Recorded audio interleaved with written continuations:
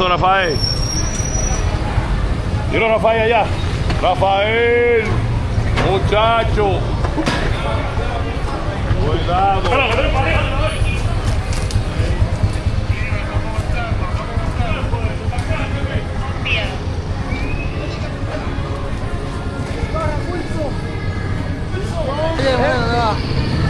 Se fue por allá, velo allá.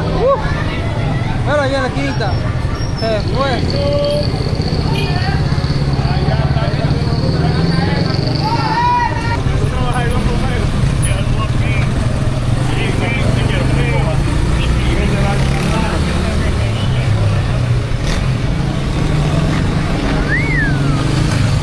Para cumplir, para mandar cuenta a la familia, no puedo, para tener un papel, ellos no apoyan para nada de eso. Entonces ellos se preocupan por trabajar, hacer dinero. Sí, ¿Qué es lo que hacen con los cuartos? No, los cuartos ya mandan a otro en Haití, ellos aquí pasando trabajo, pasando hambre y sin papel.